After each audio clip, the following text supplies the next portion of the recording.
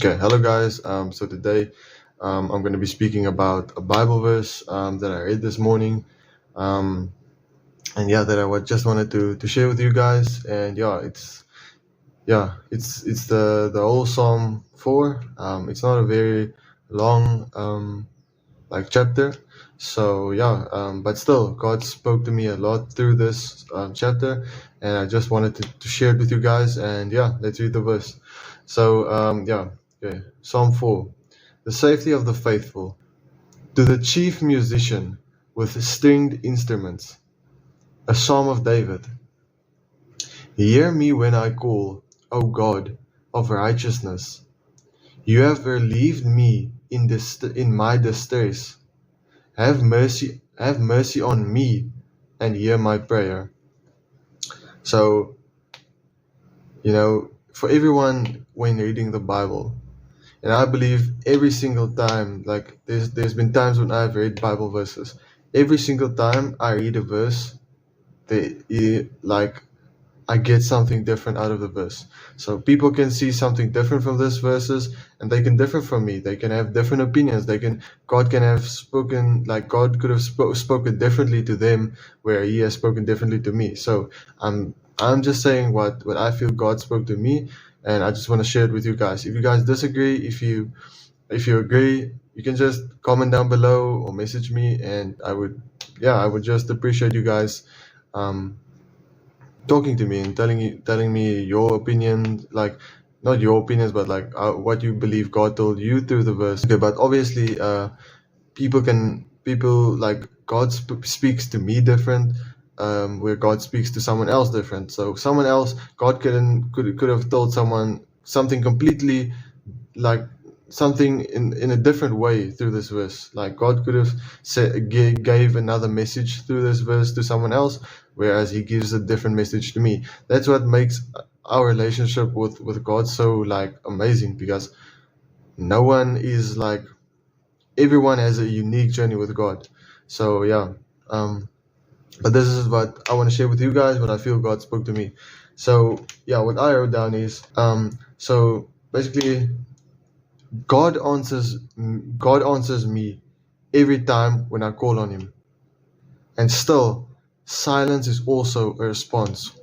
So when I call on God, when I have called on God in the past, when I still call on God, when I still call on God today, till this day, because I do every single day, God answers me every single time. It might be a response that I don't like, it might be a response that I do like, but that's not important. Like, obviously, it is important, but just God answering you alone is enough. That should be enough. Like, let's say you ask God, I really want this car.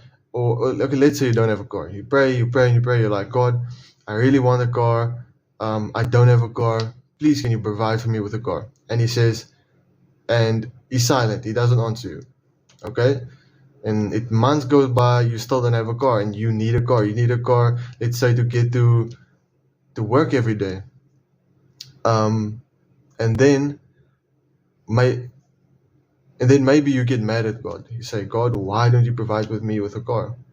But that's the wrong type. That's the wrong response you should have. You shouldn't have a response of, God, why? Why is it taking so long? Why aren't you providing with me with a car right now? Because I want the car. I want to have it. Like, I need the car. I need to get to work. But in the meantime, you don't know what God is doing behind the scenes. God can be like providing for you with a better deal. Like I'm not talking about God making deals. I'm talking about God can be setting people up to give you a better offer, to give you a cheaper price for a better car. You don't know what God is doing. That's why I'm talking to myself as well. Like, you can't always be like, God, why not now? Why not now? Like, why can't you provide for me right now? Like, I need it now. I want it now. That's not the right response. So God always answers. It says, hear me when I call.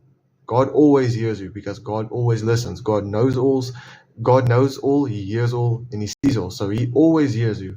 Hear me when I call, O God of righteousness. God is a God of righteousness. So He is righteous when He makes decisions. He knows, okay, let's say Ben asked for a car. Okay, Ben asked for a car. He says he doesn't have money for the car, but Ben was gambling for the whole year. But now he's telling me, okay, God, I need a car. But he spends all his money gambling it away. So God is a righteous God. He won't just give you something when you're not ready for it. Same with me. God won't provide for me with something when I'm not ready for it. So that's why it's so important when you feel conviction. That's why you need to tell God, if you just ignore conviction, if you're like, let's say you gamble, and you're like, because I can speak from experience, I have gambled before, and yeah, never in my life will I do that again, because seriously, it's just that only leads to distraction. But so I'm not trying to say like people who gamble are bad people or anything. No, I'm not saying they're bad. I've been there. I've done it. So all I can say is come to Jesus. Like Jesus can set you free of that. You don't need to gamble, man. Like it's not worth it to gamble. Um, and also, man, if you make just I shouldn't even go this deep into it because it's not based on the verse, but it was just an example. But even gambling itself is bad because um, you're putting your trust in anything but God. You're saying, okay, well, I hope I get this money. Okay, what are you hoping in? Because you're not trusting in God to provide you with the right timing on the right time. Because gambling is all about now, speed, speed, speed. Want it right now, instantly. But that's not how God works. We know God is a God of patience, of mercy and grace. God works through seasons, through experiences. That's how He changes people. He doesn't change you through getting something instantly right now in the moment. That's not how God works. Because if God gave you everything you wanted right then and there, like how would that be? How would you ever be thankful? If you haven't gone through experiences in life where you have gone through difficult times, how can you experience the good? How can you know what is amazing and what is good if you haven't experienced pain? So yeah, that's why even we can appreciate God more, because we've gone through bad times, we've gone through bad experiences, but God has always been good to us. Like, if you are a true follower of God, you know God is only good to you.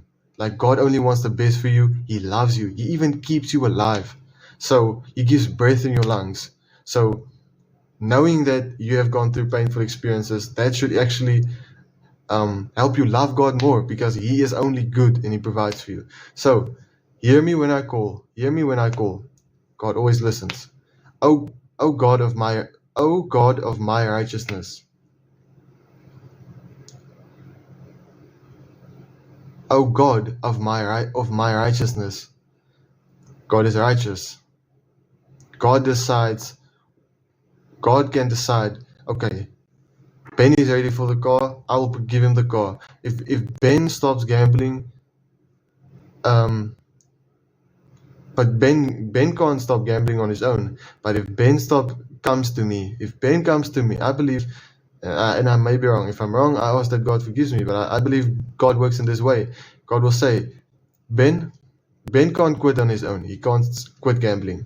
All I want Ben to do is come to me and say, God, I'm sorry. I can't stop gambling on my own. Please, can you help me stop gambling? I can't stop it on my own. But no, Ben in the first place doesn't even want to admit to God that he has a gambling addiction. He doesn't even want to acknowledge it, because if he acknowledges it, he has to admit he has a problem. He has to admit it's a sin, which we know if we keep on sin. I believe there's a Bible verse on this. Okay, I just searched this up. That is how God works. I don't know the whole Bible, and trust me, I know very little of the Bible. Like, I haven't read through many books. I'm currently reading through Psalms. I'm trying to read through the whole chapter because I've never actually read the whole Bible, so I actually want to do it this year. But yeah, so that's how God works. Like, I just remember this verse now. Like, I believe God just does that. When I'm praying or when I'm talking to God, He just pops up a verse in my head, and yeah. So that's just amazing. That's just how God works. So praise God, not me. I don't even know. Like, I didn't know exactly every word in this sentence, but yeah, let's read it. Hebrews 10, verse 26 to 30. Oh, okay. But we're just going to read the 26. Hebrews 10, verse 26. For if we sin willfully after that we have received the knowledge of the truth, there remaineth no more sacrifice for sins. So I'm not trying to say that, okay, like let's say Ben has known God for a year now, and Ben still struggles with his gambling addiction. I'm not saying Ben is going to hell. That's not what I'm saying. What I'm saying is, the moment Ben realizes that it is a sin what he is doing, and he keeps on doing it, and he's not honest to God, he's saying, God, this isn't a sin. But in his heart, he feels it's wrong. He's saying, God, it's not a sin. But he feels conviction. He's like, I feel like this is wrong. And he lies to God. He's saying, I feel like, basically, he feels in his heart it's wrong, but he keeps on doing it. So he's lying to God's face then if he says, God, it's not a sin. But Ben doesn't even want to admit it. Once again, I'm making just an example here. But if you keep on doing something and you feel like it is wrong, and you don't even admit that to God, you're saying, God, I don't feel like this is wrong. I just want to do it. I don't think it's wrong. I don't think it's wrong. But in your heart, you believe different. Then you're lying to God in the first place. You're doing the sin on purpose. You already feel like you shouldn't be doing it, but you keep on doing it, and you're lying to God about it. So when you keep on doing that, I believe like there's no more sacrifice for sin. But obviously, like my walk with God has been like it has been a heavy struggle, because I like to listen to myself. I like to be, or I used to like to be in control of my circumstances and situations. Situation. So situations, but yeah. So the moment things didn't go my way, I ran to sin. Like, let's say something didn't turn out the way for me. It like I wanted it to turn out. Then I would turn to sin. Then I would be like, okay, I'm just gonna, like, basically I would try to distract myself. I would try to ignore my problems, and I would just try to not think about the bad things. I would just try to fill that void in my heart, like, with sin, because I didn't want to run to God, because I knew I was guilty. I was doing sin. I was the same like Ben, and then I'm once again just making an example. Yeah, I'm not trying to say there's a Ben out there who does this, but when I used to gamble, I'm just going to use that as an example. When I used to gamble, I would tell God, no, God, okay, God, if I win this money, I'm going to use it for good. I'm going to use it. I can maybe donate it to a church. It's not bad. I'm going to donate the money I win, the profit I make. I'm going to give it to the church, and that's the way I wanted to justify it. You can't justify sin. Sin is wrong. So then I kept on doing it, but I felt the whole time in my heart that it was wrong. But I didn't even acknowledge that to God. I was like, God, it's not wrong, because I'm going to give it to a church. So I don't think it's wrong. And after a while, I did ask God, like, is it wrong? And I felt like he was telling me, yes, it's wrong, but I still did it anyways. So that took me a while to understand. And I'm not saying, like, immediately in that moment, if you lie to God, like, he'll send you to hell. That's not what I'm saying. God is very merciful, and great. God has a lot of grace and mercy. God has a lot of mercy and grace on people. But you have to have an open and willing heart to learn from God. It took me so long to get to the point where I am here with God. And I'm not saying to people now, wow, it's gonna take so much work, like, oh, it's too much work, don't even try to come to God. That's the opposite of what I'm saying. You can have a better journey with God. Like, okay, no, not a better journey, but who knows, like, something that took me 2 years to quit, maybe, and can take you 2 weeks to quit with God. God works different with each and every one. Where it took me maybe a week to stop. Let's say it took me maybe a week to stop gambling. It can take someone 6 months to stop gambling. But then in the same way, it can take me a year to stop drinking, but it can take them only, let's say, a week to stop drinking. So God works differently.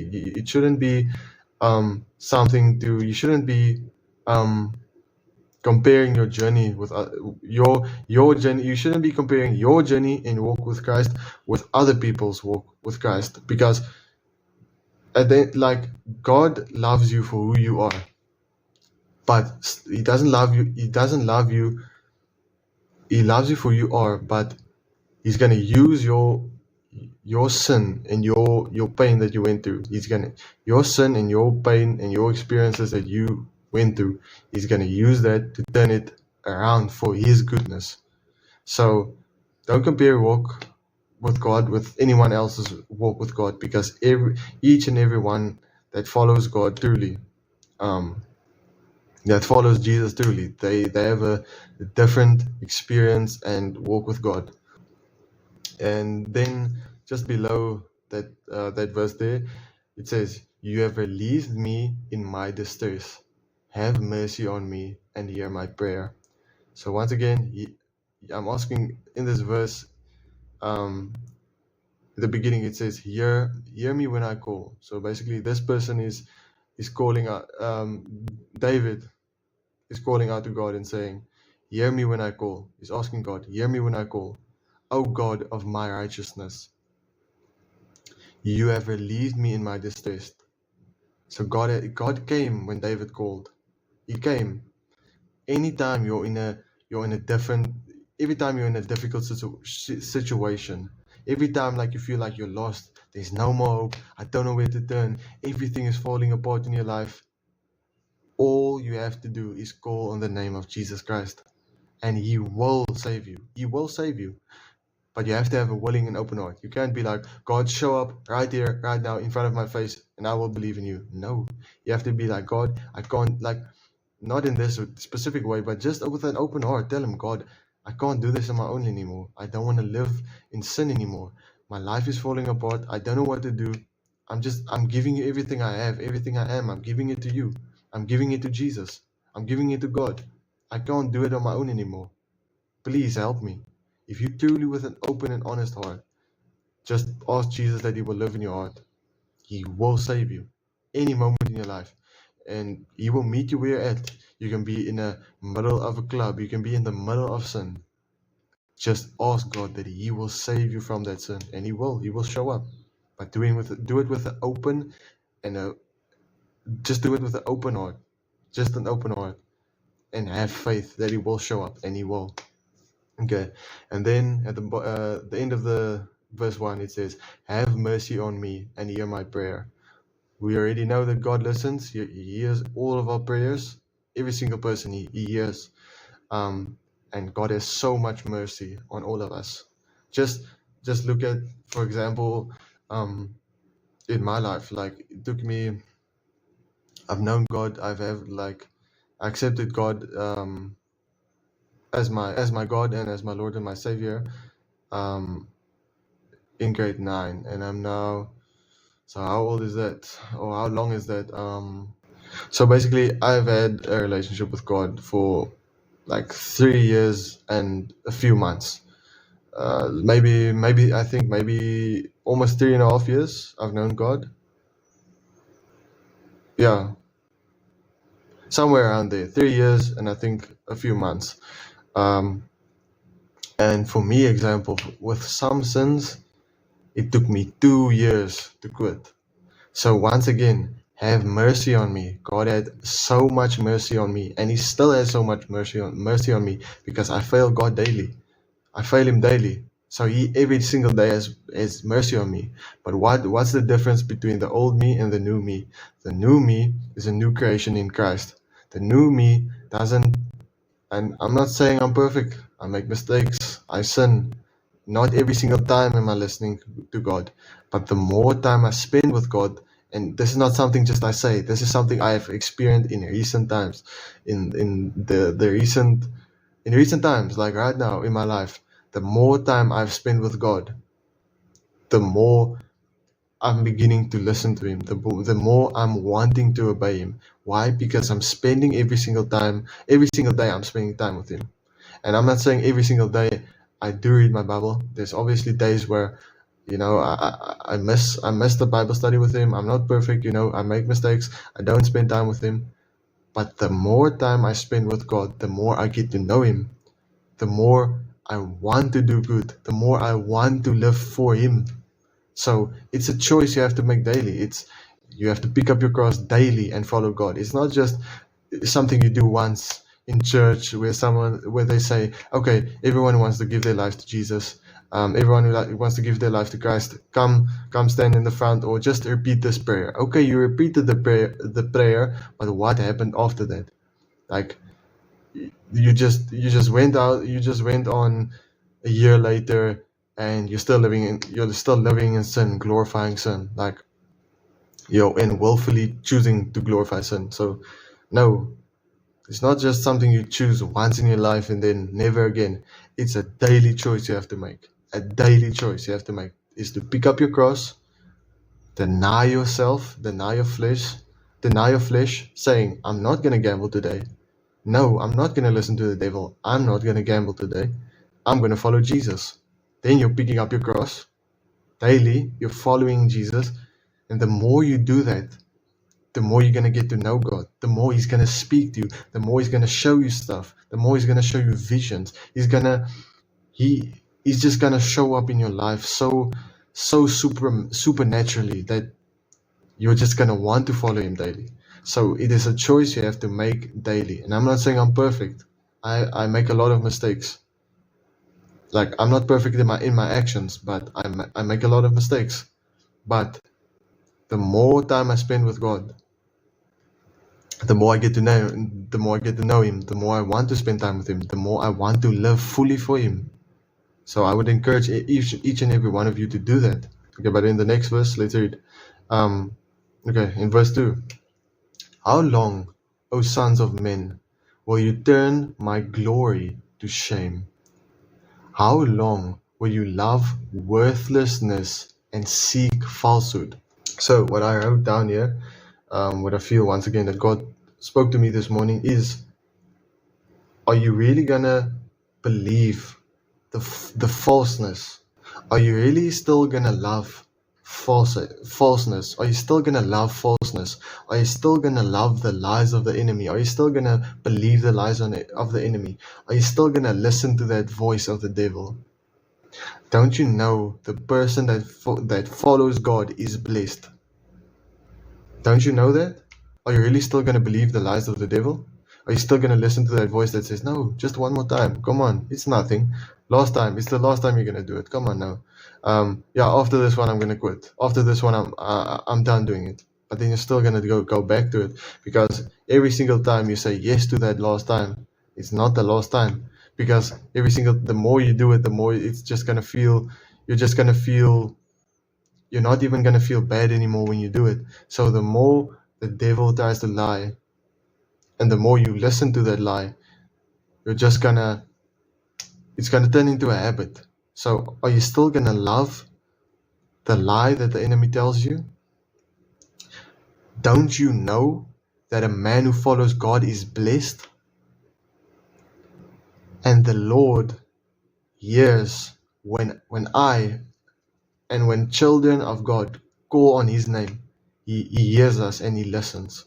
Once again, it's the same in verse 1. Hear me when I call.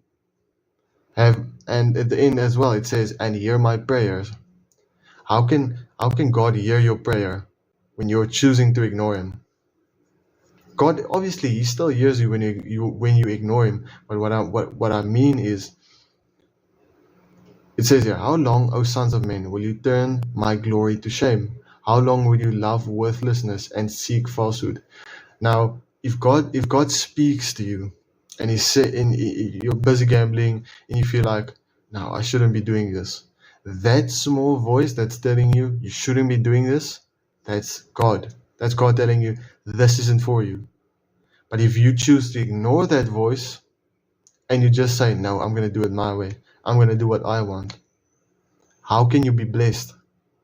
Because God wants the best for you. God knows you. He knitted you in your mother's womb.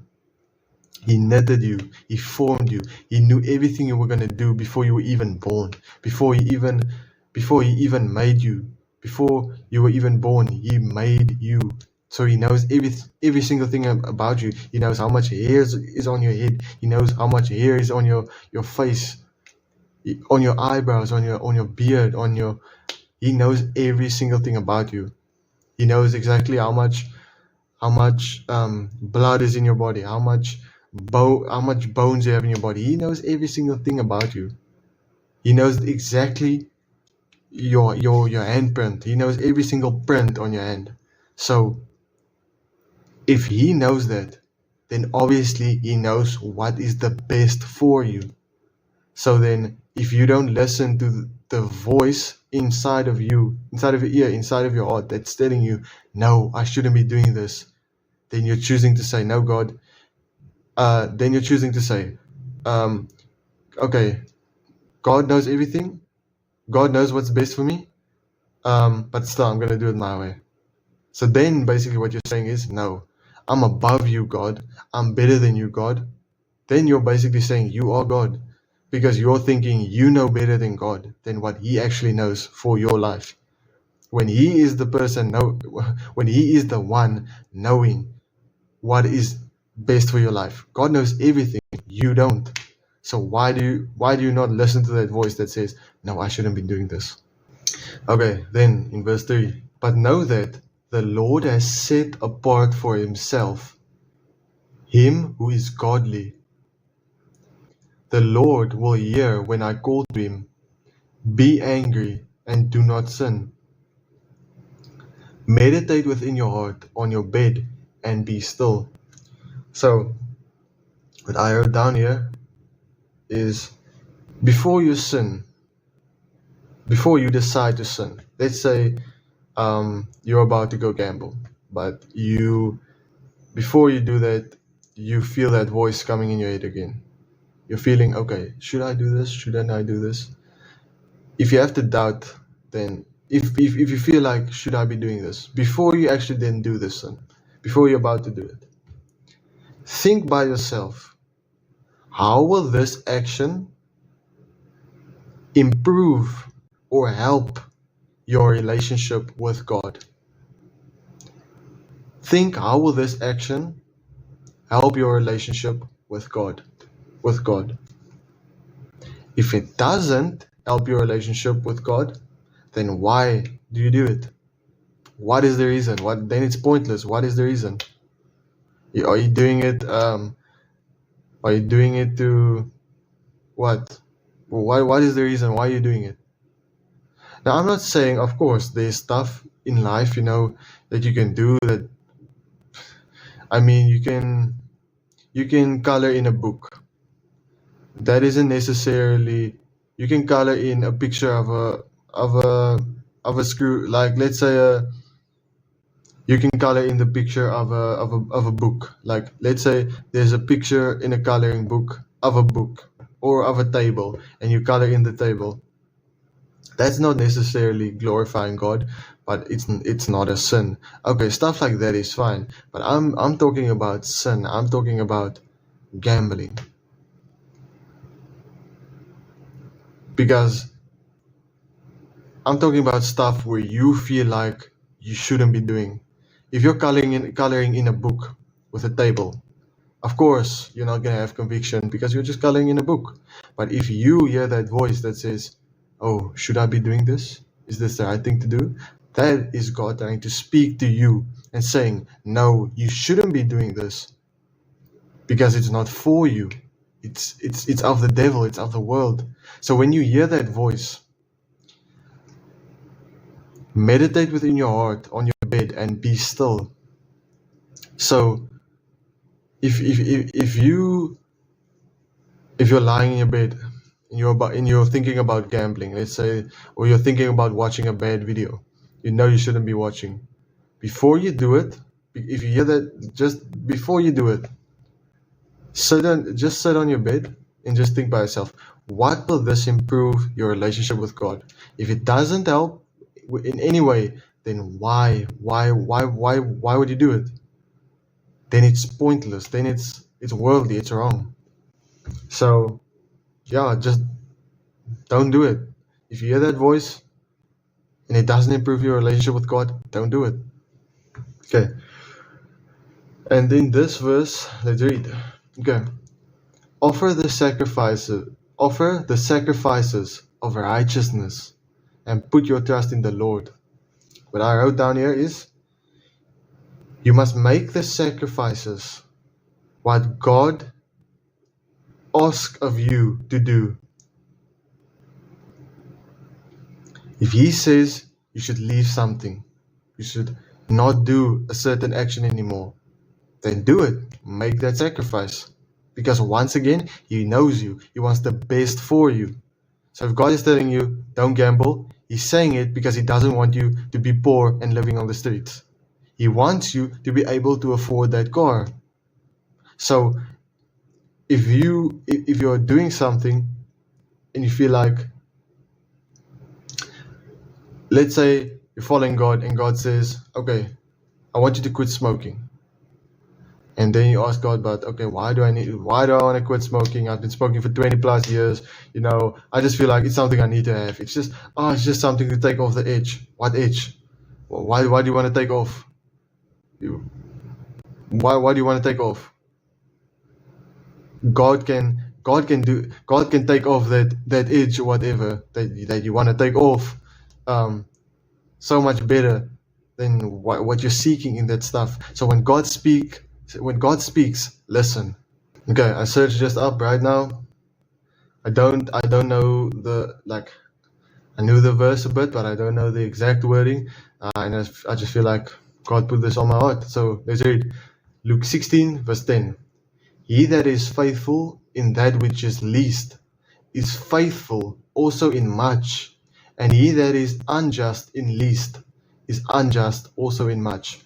So I believe this is Luke 16 is talking about this. If God tells you, offer the sacrifices of righteousness and put your trust in the Lord. So when God says, drop smoking, are you going to be faithful in the little? Are you going to say, God, I don't want to quit smoking, but I'm going to trust that your way is better. Then you can be faithful in much, because smoking is such a small, it's not a small thing, but God will bless you so much more than what that smoking will do for you. No, nothing is small. When God tells you to do something, you do it. And the more obedient you are, the more God can bless you. Because if every time God, and of course, not everyone's going to be perfect in their actions. Only God is perfect in His actions.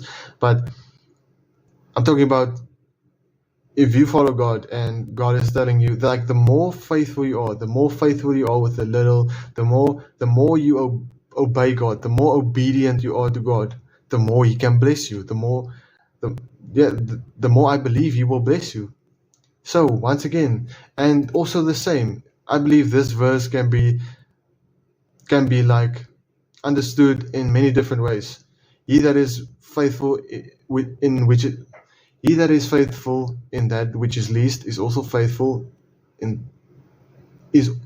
also in much, and he that is unjust in the least is unjust also in much. So this can actually also mean that, let's say you have little, let's say you don't have a lot, you don't have a big home, you are currently living by yourself, and you are living in an apartment, a very small apartment, but still you're faithful in that. You're saying every day, thank you, God. Thank you for blessing us with this house. Thank you for providing with the food. Thank you for this house. And you wait 4 years, and still every single day you're thankful for that small place you're living in. I believe God will bless you with a big house. I believe God will, and that's not to say He will do that. You can live for the rest of your life in that small house. But if you can be faithful in that, which God blesses you with, He can provide for you in another way. He can say, okay, no, I'm going to let, maybe God can decide He will let you stay there for the rest of your life in that small apartment. But He can bless you in other ways, career-wise, friend-wise, social-wise. He can bless you with other stuff. It's not always, and it's not about how much you have. It's not about what you can get from God. It's not about, no. It's not about getting all these worldly things. If you can be faithful with little, you can be faithful with much. He that is unjust in the least is also unjust in much. So meaning, God can't trust you with a lot if He can't trust you with a little. He can't trust you with much if He can't trust you with little.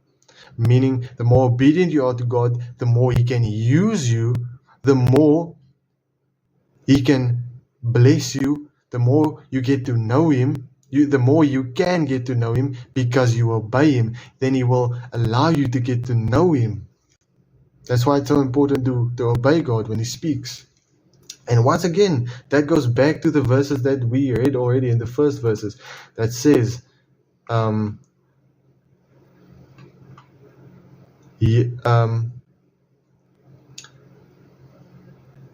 long, O sons of men, will you turn my glory to shame? How long will you love worthlessness and seek falsehood?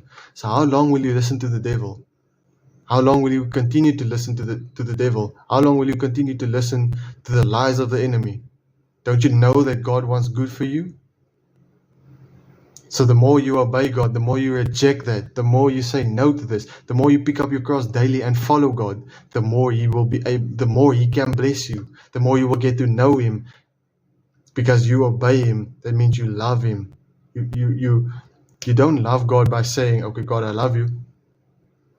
When you have let's say you're in a relationship, you are a girlfriend and boyfriend, you're in a relationship, and your boyfriend, and you ask your boyfriend to clean the house, and he punches you through the face, and he says, oh, sorry, and afterwards he says, I love you, sorry I punched you, I love you. Okay, you forgive him, you move on. The next day you've asked him, okay, can you now clean the house? He punches you through the face again, and he says, sorry I punched you, I love you. And he does that for a week, a month, 2 months. Will you then not think he doesn't love you? If you purposefully do something continuously and you say the opposite of what you're doing, do you actually then mean what you're saying? No. You show that you love someone through your actions. Same way, you obey God. If you obey God, you show God that you love Him. Not just by saying, God, I love you, and then you continue. Okay, you're sitting with a cigarette in your mouth. God, I love you. Okay. That literally contradicts what you are saying then in that moment. Let's read this verse. Verse 6. There are many who say, who will show us any good? Lord, lift up the light of your countenance. Lord, lift up the light of your countenance upon us. So, what I wrote down here is, a lot of people ask, who will let it go well with us? Many people ask, why isn't it going good with me? Why is this happening? Why is this happening? Why is everything so bad? Why is my life falling apart? It's because you don't have a relationship with God. It's because you're not putting God first. God is good, meaning the more time you spend with God, the more you get to know God, the more you build your relationship with God. Meaning, if you don't build your relationship with God, you don't get to know Him, you don't obey Him, you can't experience His goodness, because God is good. If you don't get to know God, if you don't know God, you can't experience Him. You can't experience His goodness. Meaning, if you don't know God, you don't know goodness. That's why your life is falling apart. And I'm not saying Christians can't go through a bad time. Of course, there's times when the devil attacks you so heavy. But even in those bad times, God is with you. God protects you. Even when things are looking bad, even when things are falling apart, we still have peace in our heart because we know God is in control. If you can't be faithful in the little, you can't be faithful in the much. Meaning, if you trust God also, there's another meaning for that verse. Luke 10, there's another meaning for that, for the verse we just read. If you can't be faithful in much, you can't be faithful in the little. If you can't be faithful in the little, you can't be faithful in the much. Meaning, if you can't trust God even in difficult times, how can you trust Him in the good times? So, I believe this message is also speaking about that. Because many people in life say, why is my life so bad? Why is things like this and this and this? Because you don't have God. You can't experience goodness. You can't experience God if you don't have a relationship with Him. You can't experience, let's say Ben wants to meet a new friend. Ben can't experience me as a person. He can't experience my love. He can't experience my love for him. He can't experience my sadness for him. He can't experience me as a person because he didn't get to know me.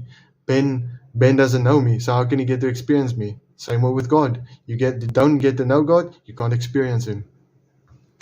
Okay, and then in the second verse, Lord, lift up the light of your countenance upon us. I didn't know what this word meant, but I went to Google it now.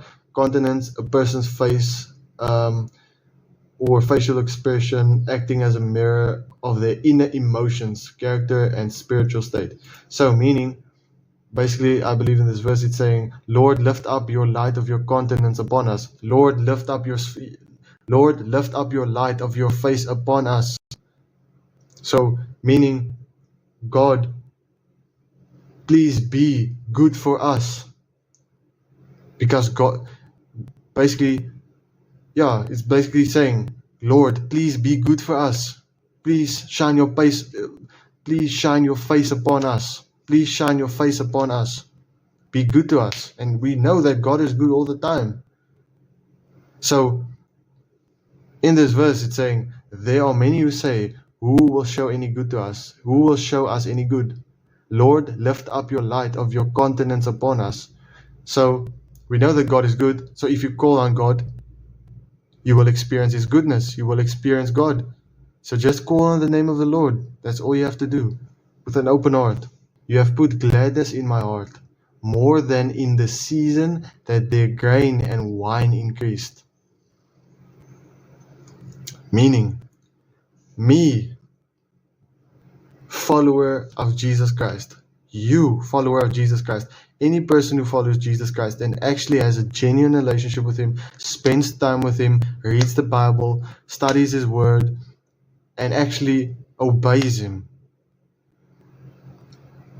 they have experienced more peace in their heart, more gladness in their heart than any person that is the richest in the world. Because money can't fill that void in your heart. Girls or boys can't fill that void in your heart. That career path can't fill your void in your heart. That job can't fulfill your void in your heart. The drugs, the alcohol, the smoking can't fulfill that void in your heart. Only Jesus Christ can fulfill. Only Jesus Christ can fulfill that void in your heart. So, if you don't know Jesus, you don't know peace. You don't know. I'm not talking about, peace, cool. I'm not talking about the worldly peace. I'm talking about true peace. I'm talking about I can be having the worst day possible, but still in my heart I have gladness.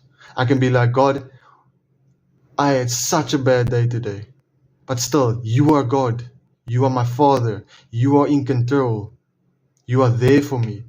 You know what is best for my life. I'm not going to be sad. Okay, yes, I can be sad. Maybe I can even be depressed. A Christian can be depressed. But still, I'm going to trust you, God. I'm feeling sad now, but I'm trusting you, God. I'm not going to say, God, why are you doing this? No, you are wrong. Come here right now. Fix my problem. No, I'm not going to do that. I'm going to say, God, your way is better.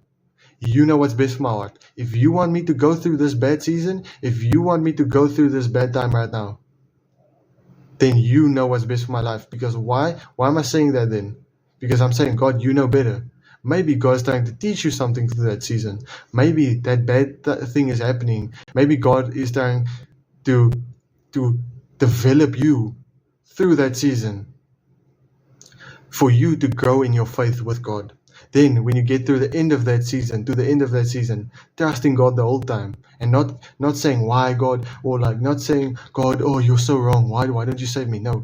If you actually trust God through the bad times, you can trust him through the good times as well. But when you trust him in the bad times, he can shape you, and through that experience to build even a more better and more amazing relationship between God and you. God can increase. God can just build your relationship between God and you. He can just increase your relationship. Here at verse 7, I also wrote down, through the Holy Spirit alone. You can experience through the Holy Spirit alone. So meaning people who have all the money in the world, they can't experience that peace because they are not filled with the Holy Spirit. They don't know God, so they are not filled with the Holy Spirit. So you can only experience that peace and that gladness in your heart when you have the Holy Spirit. And how do you receive the Holy Spirit? Not get. How do you receive the Holy Spirit? How do you receive the Holy Spirit? Through accepting Jesus Christ as your Lord and Savior, through accepting God in your heart. Okay, and in this last verse, I will both lie down in peace and sleep. For you alone, O Lord, make me dwell in safety. What I wrote down here is, now I will go sleep. Now I will go sleep safely, because the Lord looks after me and he protects me. And there's a Bible verse that I believe he put in my heart as well. The Lord is my shepherd, I shall not want. He makes me lie down in green pastures. He leads me beside still waters. He restores my soul. He leads me in paths of righteousness for his name's sake. Even though I walk through the valley of the shadow of death, I will fear no evil, for you are with me. Your rod and your staff, they comfort me. You prepare a table before me in the presence of my enemies. You anoint my head with oil. My cup overflows. Surely goodness and mercy shall follow me all the days of my life, and I shall dwell in the house of the Lord forever. This verse alone speaks in so many ways. I can probably say 1,000 things just about this verse alone. That is an amazing verse. Once again, just quickly me looking over this verse. Surely goodness and mercy shall follow me all the days of my life. We read mercy. We saw it in this verse. We read it in this first verse. Have mercy on me. Surely goodness and mercy shall follow me all the days of my life. Why? Because the Lord is my shepherd. Why does goodness and mercy follow me all the days of my life? Because the Lord is my shepherd. So if the Lord is your shepherd, I know definitely the Lord is my shepherd. So if I'm asking you, if the Lord is your shepherd, is he your shepherd? Because if he is, surely goodness and mercy shall follow me all the days of my life. Goodness and mercy, surely goodness and mercy will follow you for all the days of your life. And I shall dwell in the house of the Lord forever. So that means when you follow God, yes, you will make mistakes sometimes, but he will have mercy on you. He will bless you with goodness. Why? Because God is good. God is goodness. You will experience his goodness. God is good, so you will experience God. You will experience his goodness. We talked about this in this video, and I didn't even know this whole verse by heart. God is speaking. God is speaking here. Like, I'm not God. I'm not saying I'm God. I'm saying God is speaking so clearly through this verse to me, to you guys. And yeah, I'm not going to sit here and say, like, yo guys, I'm perfect, God only speaks to me. No, I'm not going to be one of those people. I'm just saying it's amazing. I didn't even know this verse by heart, and I feel like God is just saying so many things through this verse.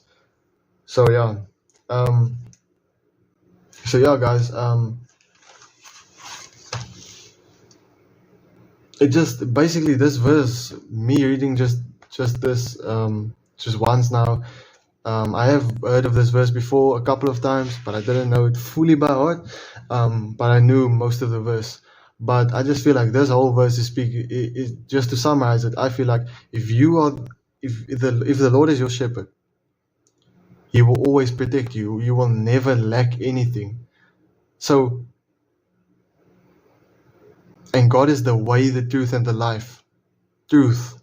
He's the truth. He's the way, the truth, and the life. So when He speaks and He says something, that's the truth. So He won't lie. When He says this verse, He doesn't lie. That this is actually true. So when the Lord is your shepherd, these things shall be.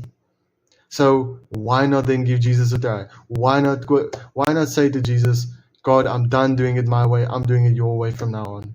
That's all I'm asking you guys. Just give Jesus a try. But yeah, I appreciate you guys watching this video, and I want to upload more videos. And yeah, if you guys just want to comment down below anything that you want to say, if you want to say something bad, you can say something bad. You want to say something good, you can say something good. I would prefer if you not say something bad, but you are entitled to your opinion. This channel is just purely going to be for me reading out of the Bible, talking about Bible verses, maybe doing a couple of other videos. I can't say yet, because it's a surprise. But yeah, if you guys want to message me, I'm gonna leave my social media down below. And yeah, thanks so much for watching, guys. If you want to be notified of videos, up and coming videos, you can subscribe. It's completely free. If you don't want to subscribe, just watch the videos. That's completely fine. But yeah, thanks guys. See you in the next video.